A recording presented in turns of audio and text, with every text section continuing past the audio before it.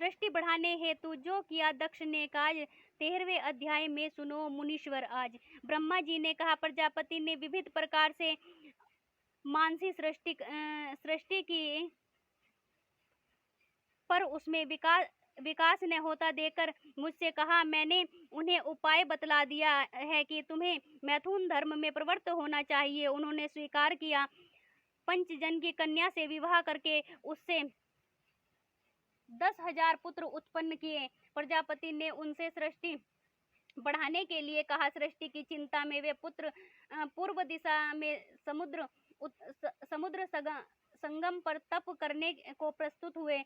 पर हे नारद जी, आपने उन्हें प्रवृत्ति से निवृत्ति की तरफ बहका दिया। पश्चात दक्ष ने पंचजन्या से पुनः हजारों पुत्र उत्पन्न किए, किंतु वे भी अपने भाइयों के ही अनुगामी बने। दक्ष अपने पुत्रों को इस प्रकार विरक्त होते देखकर अत्यंत दुखी हुए और क्रोध के आवेश में आकर आपकी बहुत निंदा की और आपको शाप दे दिया कि तुमने भ्रमण करते हुए ही मेरे पुत्रों को बहका कर मेरा बहुत अहित किया है, इसलिए तुम्हारे चरण पृथ्वी पर कहीं स्थिर नहीं रहेंगे। मुनीश्वर, आप निर्मल साधु स्वभाव वाले ब्रह्म ज्ञानी हैं, अतः प्रजापति के इस शाप को आपने अंगीकार कर लिया।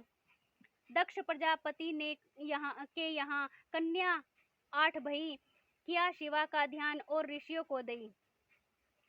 ब्रह्मा जी ने कहा, मुनिवर, तदंतर मैंने अपने पुत्र दक्ष के पास जाकर उनको समझा बुझाकर उनके शोभ और तुम्हारे प्रति क्रोध को शांत किया। प्रजापति ने अपनी स्त्री से 8 कन्याएं उत्पन्न की, फिर धर्म की मर्यादा अनुसार विधिवत उनका विवाह किया। दक्ष कन्या धर्म को 13, कश्यप जी को 2, कृशाश्व को दूतांगनी रस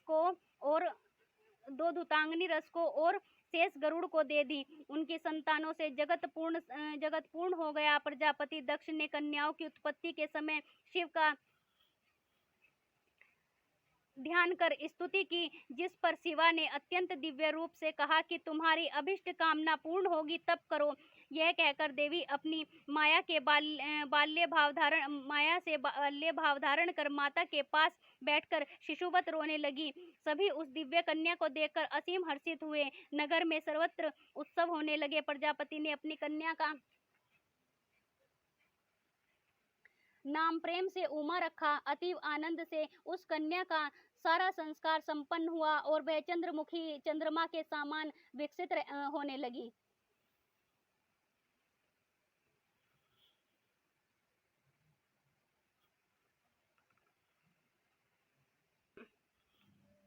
पुत्री जब युवती भई, तब भई तपन में लीन, सती तपस्या देख कर देव अचंभा कीन। ब्रह्मा जी ने ऋषिवर नारद जी से कहा कि सती सौंदर्य और अनेक दिव्य गुणों से विभूषित युवावस्था को प्राप्त हुई। तब प्रजापति को उसके विवाह की चिंता हुई। सती ने अपने पिता के मनोभावों को समझकर स्वयं शिव जी की प्राप्ति की आकांक्षा व्यक्त की और तप करने के लिए माता से आज्ञा मांगी।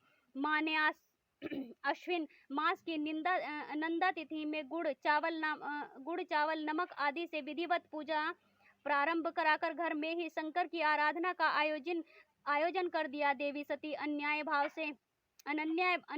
भाव से शिव जी की आराधना करने लगी। उनकी अनुपम भक्ति को देखने के लिए विष्णु और अन्य देवताओं सहित मैं गया। उनकी साधना को देखकर हम विस्मृत रह गए। अनंतर शिव जी की सेवा में कैलाश पहुंचे। ब्रह्मा जी ने किया शिव जी से अनुरोध। 16वें अध्याय से भागा दूर विरोध। ब्रह्मा जी ने कहा कि शिव जी की सेवा में पहुंचकर हम सब ने हाथ जोड़कर उनकी स्तुति की। तब प्रसन्न होकर सर्वेश्वर शिव ने हमारे आगमन का अभिप्राय पूछा। हमने सविनय कहा, हे भगवान, हम सब आपके कृपा कांक्षी हैं। आप सृष्टि और जगत के ईश्वर हैं। आप इस प्रकार विरक्त हो जाएंगे तो संसार के कार्य, व्यापार, सृष्टि, पालन और संहार की स्थिति कैसे रहेगी। हम दोनों ब्रह्मा और विष्णु सपत्नीक हैं, अतः जगत के हितार्थ आप भी पत्नी स्वीकार करें। आपने कहा भी था कि जब मैं रुद्र रूप में से आविर्भूत होऊंगा तब पत्नी ग्रहण कर संसार का कार्य करूंगा। अस्तु, आप अपनी प्रतिज्ञा पूर्ण करें, आपके बिना हम कार्य करने में समर्थ नहीं हैं। भगवान शिव ने प्रसन्न भाव से कहा कि तुम दोनों मुझे अत्यंत प्रिय हो, तुम्हारा कहना मैं अवश्य मानूंगा, पर हे प्रियवर, मैं योगी और तपस्वी हूँ, मुझे स्त्री से क्या काम, मुझे विवाह करना उचित नहीं जान पड़ता। विवाह लोक बंधन, काम की इच्छा अज्ञानी करते हैं, योगी निष्काम और विरक्त होता है। पर यदि लोक कल्याण के लिए तुम हट करोगे तो जगत के हित के लिए भक्तों के अधीन होने के कारण मैं स्त्री ग्रहण कर लूंगा, किंतु आप उस योगिनी को जाकर उपदेश दें कि वह सर्वदा मेरी अनुसरण करता और मेरे वचनों की विश्वासिनी हो। जब मैं काम से अभिभूत हूँ तो वह कामिनी बन जाए, और जब मैं योगी भाव ग्रहण करूं तो वह उसी भाव में प्रवृत्त हो। वह सर्वदा मेरी अनुगामिनी रहे। यदि उसे मेरे वचनों पर अविश्वास होगा तो मैं उसे त्याग दूंगा। भगवान शंकर के इस प्रकार कहने पर ब्रह्मा जी और श्री विष्णु ने प्रेम से विनय पूर्वक कहा कि हे भगवान, जगत जननी उमा सती नाम से दक्ष प्रजापति के यहाँ आविर्भूत हुई हैं। वे आपको अपना स्वामी बनाने के लिए दृढ़ भाव से आराधना कर रही हैं।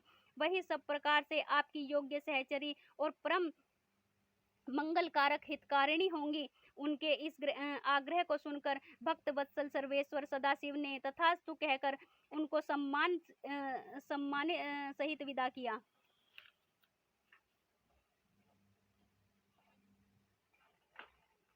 नंदाव्रत प्रभाव से शंभु गए प्रसन्न, दक्ष पुत्री वर पाए के नष्ट भयो अवसन।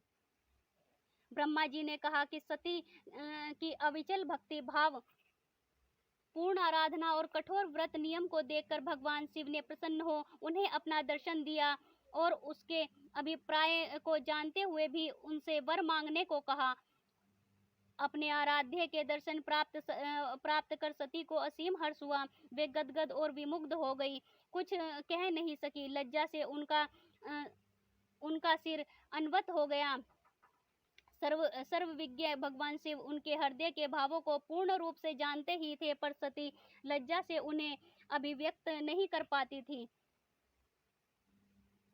तदंतर लज्जा त्याग कर सती ने कहा कि हे वरद, आपको जो अच्छा लगे वही वर दीजिए। तब शिवजी ने कहा कि तुम मेरी अर्धांगिनी बनो। अभिष्ट वर प्राप्त कर शिवा प्रेम विवल हो उठी। कामना युक्त होकर वे प्रेम पूर्ण दृष्टि से शिवजी को देखने लगी। शिवजी में भी काम भाव और श्रृंगारित भाव जागृत हुए। शिव और शिवा की अपूर्व आनंदमयी स्थिति हुई। वातावरण में अभिमय सम्मोहन व्याप्त हो उठा। दोनों प्रेम विभोर हो उठे। शिवा की चेतना जागृत हुई। उसने विनय पूर्वक कहा कि हे स्वामी, आप मुझे पिता के समक्ष विधिवत विवाह विधि से ग्रहण करें। शंकर जी ने अमित प्रेम से देखते हुए तथास्तु कह दिया और अंतर्ध्यान होकर अपने धाम हिमाचल पहुंचे। उन्होंने ब्रह्मा जी का स्मरण किया और उनसे कहा कि दक्ष के पास जाकर कन्या देने के लिए आज्ञा दे दो। शिव जी की आज्ञा प्राप्त कर ब्रह्मा जी अपने पुत्र दक्ष के यहाँ पहुंचे। वहां वर प्राप्ति का समाचार पाकर सती के माता पिता अमित आनंद से उत्सव मना रहे थे। दक्ष ने यथोचित स्तुति वंदना के अनंतर ब्रह्मा ने सती को शिव की सेवा में देने को कह दिया। दक्ष भी अत्यंत प्रसन्न हुए और उन्होंने कहा कि ऐसा ही होगा। तब ब्रह्मा जी कैलाश पर्वत पर शिवजी के पास लौट आए। दक्ष प्रजापति ने कियो कन्यादान समोद, शंकर जी को भी हुआ और आनंद प्रमोद। देवर्षि नारद जी ने कहा, हे तात, अनंतर आपकी शिव भक्ति से क्या बात हुई तथा उन्होंने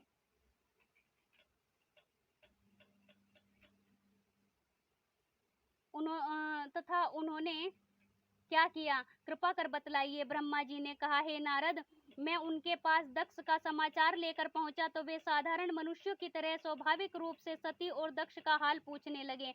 मैंने उन्हें विश्वास दिलाते हुए कहा कि श्रद्धेवर, आपका कार्य सिद्ध होगा। दक्ष ने पहले ही अपनी पुत्री देना निश्चित कर लिया है।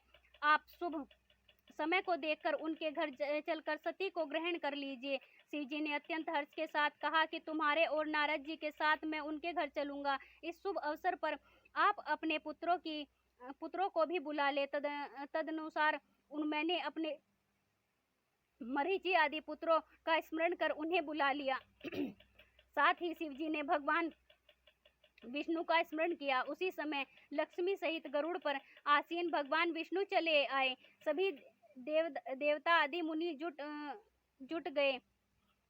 चैत्र शुक्ल त्रयोदशी रविवार के दिन फाल्गुनी नक्षत्र में बड़े हर्ष और उल्लास के साथ यात्रा प्रारंभ हुई। बारात की शोभा अनिवर्चनीय थी। नंदी पर आसीन सर्वेश्वर शिव की आभा का क्या कहना, अनुपम दृश्य था। प्रजापति दक्ष ने अमित हर्ष के साथ उसका सबका स्वागत सत्कार किया। शुभ घड़ी में